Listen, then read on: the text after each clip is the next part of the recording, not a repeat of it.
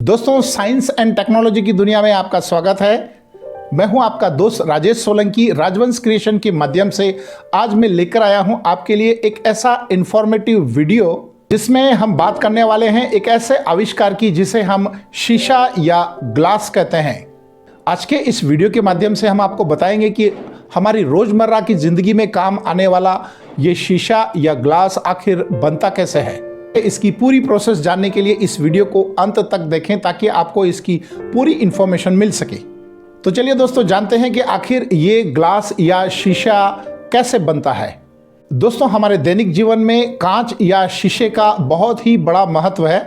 इसे हमारे दैनिक जीवन में हर तरह से इस्तेमाल में लाया जाता है, जैसे कांच का आईना, कांच के बर्तन, हमारे घरों की खिड़कियों पर कांच लगाए जाते हैं, कंचे भी कांच के बनाए जाते हैं, कांच की चूड़ियाँ भी बनाई जाती है तथा गाड़ी के शीशे भी कांच के होते हैं। हमारे मोबाइल, कंप्यूटर और लैपटॉप की स्क्रीन भी कांच की होती है।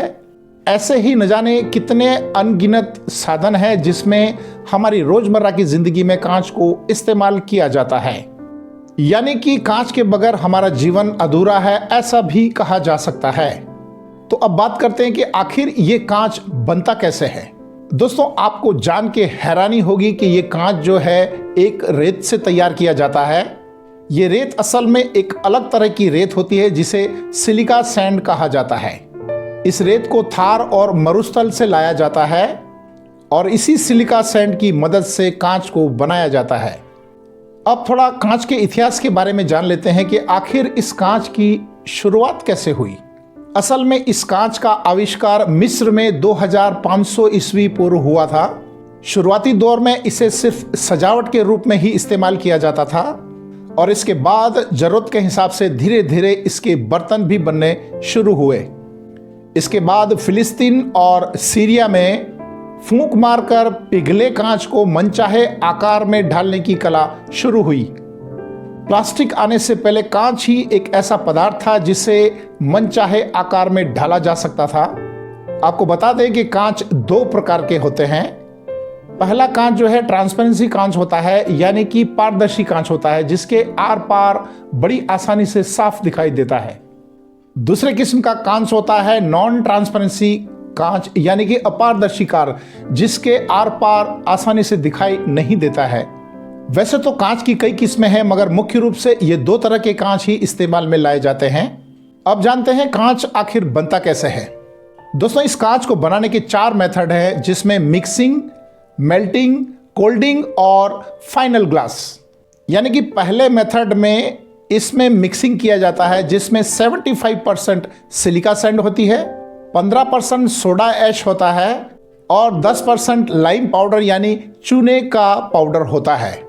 और कुछ पुराने कांच के टुकड़ों को आपस में मिलाकर मिक्स किया जाता है और इसे भट्टी में 800 से लेकर 1500 डिग्री तक तपाया जाता है। जब ये कांच 1500 डिग्री में पूरी तरह से पिघल जाता है तो इसे मेल्टिंग कहा जाता है।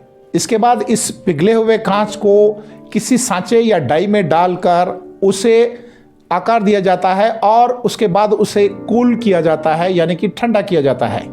और इसके बाद आखिर में इसे रियल ग्लास का शेप दिया जाता है, यानी कि ये कांच अब पूरी तरह से बनकर तैयार हो जाता है। इसके साथ ही कुछ और नॉन ट्रांसपेरेंसी यानी कि अपारदर्शी कांच के प्रोडक्ट होते हैं, जैसे कांच के बर्तन, कांच के कंचे, कांच के शोपीस, कांच की लाइट और कांच की ऑफिस एसेसरी। इस तरह के कई तरह के प्रोडक्ट तैयार की जाते हैं। दोस्तों, इस तरह से कांच बनकर पूरी तरह से तैयार होता है। दोस्तों, मैं उम्मीद करता हूं कि आज का मेरा ये इंफॉर्मेटिव वीडियो आपको पसंद आया होगा और साथ ही ये भी उम्मीद करता हूं कि आपको कांच के प्रोसेस के बारे में पूरी तरह से जानकारी मिल पाई होगी। दोस्तों, यदि आपको मेरा ये इन्फॉर्मेटिव वीडियो अच्छा लगा हो तो लाइक करें, अपने दोस्तों को शेयर करें ताकि उनको भी इसकी प्रोसेस के बारे में पता चल सके। दोस्तों, आज के वीडियो को हम यहीं विराम देते हैं। अगले वीडियो में फिर से मिलेंगे एक और नई जानकारी के साथ। तब तक अपना और अपनों का ध्यान रखिए। धन्यवाद।